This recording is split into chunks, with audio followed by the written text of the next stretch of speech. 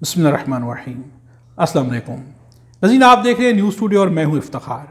नज़ीन, लब्बैक को क्रश करने का फैसला कर लिया गया है, पाबंदी लगाए जाने का फैसला कर लिया गया है। इमरान खान का एक पैगाम आया है सुहेल आफरीदी के लिए, मुलाकात से पहले बड़ा पैगाम आ गया है। इमरान खान की एक ट्वीट भी आई है। राना सनाउल्लाह की शो के अंदर एक लड़ाई हुई है, उनके मुंह के ऊपर सबूत रख दिए गए हैं। उसके बाद राना सनाउल्लाह ने क्या जवाब दिया, बहुत इंटरेस्टिंग लड़ाई है और बहुत ही ज़बरदस्त है। और लड़ाई हुई है, इमरान खान ने जो पैगाम दिया कि पेरोल पे मुझे बाहर निकालें तो अफगानिस्तान का मसला हल कर देता हूँ, इसके ऊपर ये लड़ाई हुई है। एक लड़का, बाबर आजम का फ़ैन लड़का, नौजवान लड़का ड्रेसिंग रूम में जा घुसा है। उसके साथ क्या हुआ ये भी आपके सामने रखेंगे। नहीं, सबसे पहले तहरीक लब्बैक पाकिस्तान को क्रश करने का फैसला कर लिया गया है। उनके ऊपर बड़ा क्रैकडाउन भी शुरू हो गया है। उन्हें मुकम्मल तौर पर जमात के ऊपर पाबंदी लगाने का फैसला किया गया है। जमात का सब कुछ खत्म कर देने का, यानी कि मुकम्मल तौर पे क्रश कर देने का फैसला कर लिया गया है। पंजाब हुकूमत वफाकी हुकूमत को तहरीक लब्बैक पर पाबंदी आयद करने की सिफारिश करेगी। जमात की क़यादत को इंसदाद दहशतगर्दी एक्ट के 4th शेड्यूल में शामिल किया जाएगा। जमात की तमाम जायदादें और असासे महकमा औकाफ के हवाले किए जाएंगे। Social media accounts, bank accounts मुंजमद किए जाएंगे। उन्हें मुकम्मल तौर पर बंद कर दिया जाएगा। यानी कि फैसला कर लिया गया है कि अब उस जमात को क्रश कर दिया जाएगा। पंजाब हुकूमत ने मुकम्मल फैसला कर लिया है और अज़मा बुखारी ने कल प्रेस कॉन्फ्रेंस की और वहाँ पर उन्होंने तस्दीक भी कर दी है कि एक बहुत बड़ा क्रैकडाउन जारी है। जब ऑपरेशन मुकम्मल हो जाएगा तो उसकी तमाम तफसीलात जो है वो अवाम के सामने, पब्लिक के सामने रखी जाएंगी। नज़ीर, ये बड़ा फैसला कर लिया गया है। सोशल मीडिया पर कुछ वीडियोस गर्दिश कर रही हैं। ये वीडियोस लाहौर की हैं। क्लेम किया जा रहा है कि लाहौर की मसाजिद को अभी से सील कर दिया गया है। उनकी वीडियोस भी सामने हैं, उसके ऊपर सील की जो है प्लेट भी लगा दी गई है। लेकिन फिलहाल हम ये कंफर्म नहीं कर सकते कि ये वीडियोस अभी की हैं या इस वाक़े के अंदर जो है सील किया गया है। इन वीडियोस के बारे में कोई भी कंफर्मेशन फिलहाल नहीं दी जा सकती, लेकिन सोशल मीडिया पर ये वीडियोस गर्दिश कर रही हैं और इनके बारे में क्लेम किया जा रहा है। नज़ीर, आज सुहेल आफरीदी, वज़ीर आला सुहेल आफरीदी की इमरान खान से मुलाकात है अडयाला जेल के अंदर। ये मुलाकात होती है, नहीं होती? अगर नहीं होती तो सुहेल आफरीदी क्या करेंगे? लेकिन इससे पहले सुहेल आफरीदी के लिए एक पैगाम आ गया है। पैगाम बेसिकली 2 आए हैं, लेकिन एक पैगाम बहुत इंपॉर्टेंट है, ये हम आपके सामने रख देते हैं। नज़ीर, सुहेल आफरीदी को एक पैगाम दिया गया है और वो पैगाम है कि आपने अपनी टीम बनानी है और उस टीम में उन्हें फ्री हैंड दे दिया गया है कि इस टीम के अंदर किसी ऐसी शख्सियत को शामिल ना किया जाए कि जो पहले नाकाम हुई है, जिसको पहले जिम्मेदारी दी गई और उसने जिम्मेदारी पूरी नहीं की है। बल्कि टीम जो है ऐसी टीम रह जानी है कि जो मेरिट के ऊपर बनाई जाए, उन लोगों को सामने लाएं जो कि कुछ कर सकते हैं, जिनके पास मेरिट है। यानी कि ये टीम मुकम्मल मेरिट की बुनियाद पर बनाई जाएगी और सुहेल आफरीदी को इमरान खान की जानिब से मुकम्मल फ्री हैंड दे दिया गया है। नज़ीर, दूसरी जानिब इमरान खान की जानिब से कहा गया था कि आप जो है सनम जावेद के बारे में क्यों गिरफ्तार किया गया और जिस तरह से गिरफ्तार किया गया IG से सवाल पूछे, इसके ऊपर जो है काली अमल हो चुका है। इमरान खान की जानिब से एक पैगाम आया और ये पैगाम बहुत ही शदीद है। माजी के डिक्टेटर्स के अदवार में भी जुल्म सितम की तारीख रकम की गई, मगर आसिम मुनीर ने हर हद अबूर कर ली है। 2 साल में पाकिस्तान में सिविलियंस के कत्ल आम के 4 बड़े वाक़यात हो चुके हैं, जिनमें पहला 9 मई, दूसरा 26 नवंबर, तीसरा आज़ाद कश्मीर और चौथा मुरीद के कत्ले आम है। अपनी अवाम पर ऐसा जुल्म किसी भी महज़ब मुआशरे में नहीं होता। सबसे ज़्यादा बाइस तकलीफ बात यह है कि इन तमाम वाक़यात में कोई बैरूनी दुश्मन नहीं, बल्कि अपनी पुलिस, रेंजर्स और मिलिट्री फोर्स क्या तो अपनी हम वतनों को बेदर्दी से शहीद किया गया है, जो सोशल मीडिया पर गर्दिश करने वाली वीडियोस से साबित है। मुझे इस बात की बहुत तकलीफ और अफसोस है कि कत्ले आम के जितने भी वाक़यात हुए, ना ही उन पर कोई जुडिशल कमीशन बना, ना ही इंक्वायरी हुई और ना ही जिम्मेदारान को सजा सुनाई गई है। मैं चाहता हूं कि मुरीद के कत्ले आम पर जुडिशल कमीशन बनाकर आज़ादाना तहकीकात कराई जाएं और जिम्मेदारान को करार वाकई सजा दी जाए, क्योंकि कत्ले आम के वाक़यात में तादाद के हवाले से शदीद इबहाम पाया जाता है। जैसा कि मुरीद के वाक़ये में सरकारी इतलात के मुताबिक 4 मुजाहिरीन जान से गए, जबकि मुतासब फरीक के मुताबिक हकीकी तादाद 400 से 600 तक है। कत्लेआम की जुडिशल इंक्वायरी में जिले शाह के कत्ल में मुलविस IG पंजाब उस्मान समेत IG इस्लामाबाद नासिर रिजवी को जरूर शामिल तहकीकात किया जाए, क्योंकि कत्ले आम के इन वाक़यात में ये भी हिस्सेदार हैं।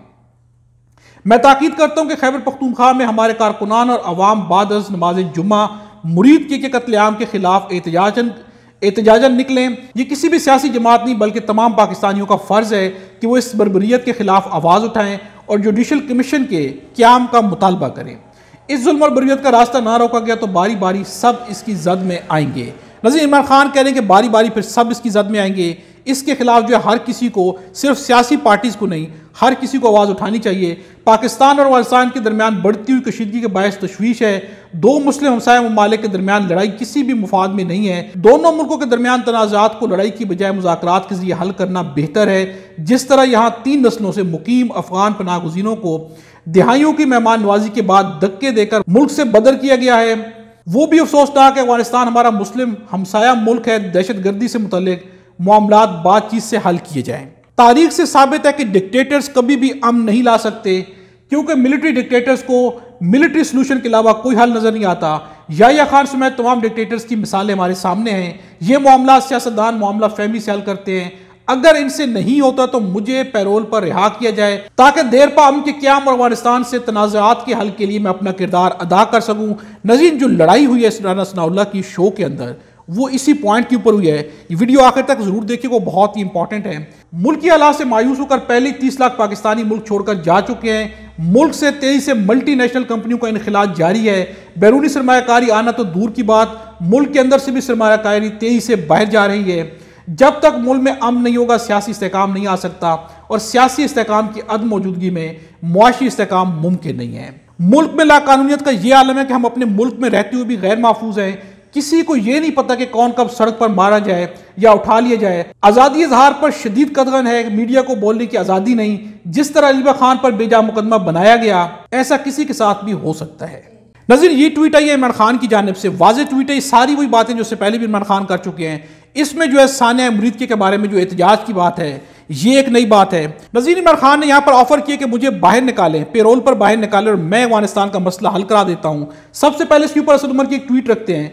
बॉर्डर पर फौजी जो कि मुल्क के दिफा के लिए अपनी जान का नजराना पेश कर रहे हैं, वो कौम का फख्र है और कौम की दुआएं अपने मुजाहिदों के साथ हैं। कौमी लीडरशिप की जिम्मेदारी है कि अफगानिस्तान के साथ मामलात बातचीत के जरिए हल करें। दोनों तरफ मुसलमानों का खून बहने से फायदा सिर्फ हमारे दुश्मनों को है। नज़ीर, बातचीत के जरिए हल किया जाए, यही मुतालबा किया जा रहा है। जब यही सवाल राना सनाउल्लाह से शो में मेहर बुखारी ने पूछा, उन्होंने सवाल क्या पूछा? उनका सवाल यह था कि इमरान खान ऑफर कर रहे हैं कि मुझे पैरोल पर निकाले तो मैं मामला ठीक कर सकता हूं। इसके जवाब में राना सनाउल्लाह ने कहा, मामला खराब ही उसी ने किया है, ये सारी खराबी उसी की पैदा करता है, और अब वो इसे खराब करने की और अब वो इसे मजीद खराब करने की कोशिश कर रहा है। जिसके जवाब में मेहर बुखारी ने पूछा बड़ी मासूमियत से, कौन सी खराबी? इसके ऊपर राना सनाउल्लाह ने कहा, यही 2021 में उनको वापस लाने वाला कौन है, थ्रू आउट हमायत करने वाला कौन है। मेहर बुखारी ने राना सनाउल्लाह के मुंह के ऊपर सबूत रख दिए हैं। क्या सबूत हैं, आप ये गुफ्तगू मुलाहिजा करें। नहीं, ये सारा जितना भी आपने ये बयानियां पढ़ा है और हवाले दिए, ये सारे गलत हैं, बेबुनियाद है। और आपने ये एक गुमराह कुन बयानियां जो है एक यक तरफा और जानब बनाना रवैये से तैयार करके तो उसको आपने पढ़ दिया। इससे कोई बात नहीं, सारी गलत, बिल्कुल सब गलत है, सब गलत, इनके हवाले जितने सारे गलत, बिल्कुल बेबुनियाद। ये सारा गुमराह कुन जो है वो ये सारा आपने जिन चीजों का हवाला आपने मुझे दिया है ना, वो सारी गलत है। आपने पढ़ दिया तो गलत है, गलत रिपोर्ट हुआ है, सारा गलत रिपोर्ट हुआ है सर, बिल्कुल गलत। मुझे तो बड़ा ताज्जुब हो रहा है सर, हेडलाइन पे मैं कौन सी कल साहब नहीं, ये इतना गुमराह कौन, देखिए सुन ले, इतना गुमराह कौन ये बयानियां है, इसको जो है ना वो किसी रद्दी की टोकरी में फेंके। सर ये फिर आप बात बंद करा दें सर, मैं तो इसीलिए मैंने किसी सोशल मीडिया का हवाला दिया। नहीं, बिल्कुल इस तरह से दहशतगर्दों की सपोर्ट नहीं की जा सकती। कौन सपोर्ट कर रहा है सर? आप फैसला कौन है, लेजिस्लेटर ने, सियासतदान, ये सारा बयानी अटेंड की, आप लोगों की रिपोर्ट हुई, आप लोगों ने फैसले किए सर, बिल्कुल अटेंड की है, और बिल्कुल उसमें ऐसी बात ही कोई नहीं हुई। ये सारा फ्रॉडुलेंट है। ये यानी कि 2.5 साल में जो रिपोर्ट होता रहा है कि टॉक्स को आगे बढ़ाएं और आइन के दायरे में रहकर बढ़ाएं और इनको टेबल पे लाएं, और वो सारा एंटी स्टेट काम थे। नहीं, ये कोई आइन के मुताबिक रिपोर्ट हुआ, ये कोई सही रिपोर्ट हुआ, ये तो सारा जो है ये गुमराह कौन, ये सारा इधर उधर से नज़ीर, इतने सारे सबूत जब मेहर बुखारी ने राना सनाउल्लाह के मुंह के ऊपर रखे, तो आप इमेजिन कर सकते हैं कि राना सनाउल्लाह ने क्या जवाब दिया होगा। यकीनन आप इमेजिन नहीं कर सकेंगे। आप यही सोचेंगे कि राना सनाउल्लाह लाजवाब हो गए होंगे, लेकिन यहां पर राना सनाउल्लाह लाजवाब तो हो ही गए, लेकिन जवाब क्या दिया, ये जवाब मुलाहिजा करें। इससे कोई असर नहीं होना चाहिए। इंटरव्यूज भी सुना सकती हूँ, प्रेस कॉन्फ्रेंस भी सुना सकती हूँ, जिधर आप ये कह रहे हैं कि वो आज जो मर्जी, वो तो नहीं, मैंने आर्टिफिशियल इंटेलिजेंस के तरीकाकार से जो मर्जी बना ले, जो मर्जी सुनवा दें आप। नज़ीर, आपने राना सनाउल्लाह का जवाब सुना, उनका कहना है कि ये सारी चीजें झूठ है, बेबुनियाद हैं। नज़ीर, बड़े बड़े न्यूज़पेपर दावा कर चुके हैं, राना सनाउल्लाह की अपनी ट्वीट मौजूद है, टेलीविजन प्रोग्राम्स मौजूद हैं, इसके बावजूद राना सनाउल्लाह का कहना है कि ये सब बेबुनियाद है, झूठ है, प्रोपेगेंडा किया जा रहा है। इसके बाद जो है बहस छिड़ गई, हुकूमत किसी सूरत में इसको नहीं जुटा सकती। ये सारी चीजें रिकॉर्ड का हिस्सा है, रिकॉर्ड पर मौजूद हैं कि उस वक्त जो है पूरी की पूरी हुकूमत ने मिल के फैसला किया था कि मुज़ाकरात किए जाएंगे और मुज़ाकराती हल है। राना सनाउल्लाह खुद इसके ऊपर बयानात देते रहे हैं, हुकूमत के बहुत सारे और भी अफराद के बयानात हैं, इवन के ख्वाजा आसिफ के बयानात तक हैं, सब कुछ मौजूद है। लेकिन न मानने वाले जब खुदा की ज़ात को नहीं मानते तो यहाँ पर तो चंद सबूत हैं अपने मुफादात के लिए। ये बहुत कुछ है जो नहीं माना गया। इन्होंने जब हुकूमत तोड़ी गई, 3 माह के अंदर इलेक्शन कराए जाने थे, इन्होंने उससे भी इनकार कर दिया। इन्होंने जिस तरह से इमरान खान की पार्टी से निशान छीना सबके सामने है। यहाँ जब मर्जी आती है कुछ भी कर दिया जाता है और मानने से साफ इनकार कर दिया जाता है। तो राना सनाउल्लाह की गुफ्तगू के ऊपर कोई भी हैरत नहीं है। नाज़रीन, आखिर में आपके सामने एक वाक़या रखते हैं। एक नौजवान जो कि बाबर आजम का फैन था, वो पाकिस्तानी टीम के ड्रेसिंग रूम में सिक्योरिटी को ब्रीच करके जा पहुंचा है और उसके बाद जो उसे गिरफ्तार करके उसके ऊपर मुकदमा दर्ज कर लिया गया है। इसकी वीडियो आप स्क्रीन पर देख सकते हैं। कज़ाफी स्टेडियम में दीवार फलांग कर ड्रेसिंग रूम तक पहुंचने वाले नौजवान को पुलिस ने गिरफ्तार करके मुकदमा दर्ज कर लिया। मुलजिम की शिनाख्त 15 साल के हमजा साजिद के नाम से हुई है। नौजवान बाबर आजम का फैन था, ड्रेसिंग रूम में ऑटोग्राफ लेने के लिए जा पहुंचा। नज़ीर, जरूर आप अपने खिलाड़ियों को अप्रिशिएट करें, उनसे मोहब्बत भी करें, लेकिन सिक्योरिटी को ब्रीच ना करें, क्योंकि सिक्योरिटी उनके लिए भी जरूरी है और आपके अपने लिए भी जरूरी है। अब इस ऑटोग्राफ का क्या फायदा कि जिससे आपको गिरफ्तार कर लिया गया है, आपको जो मुसीबत का सामना करने पड़ेगा। इससे कहीं बेहतर था कि ऐसे ऑटोग्राफ आप ना लेते। नज़ीर, इस वीडियो के बारे में कमेंट्स में अपनी राय का इजहार जरूर कीजिएगा। अगर आप हमारे चैनल पर नए तो चैनल को सब्सक्राइब कर लें और बेल आइकन को भी प्रेस कर दें। खुदा हम सबको और हमारे वतन पाकिस्तान को अपनी ज़बान में रखे।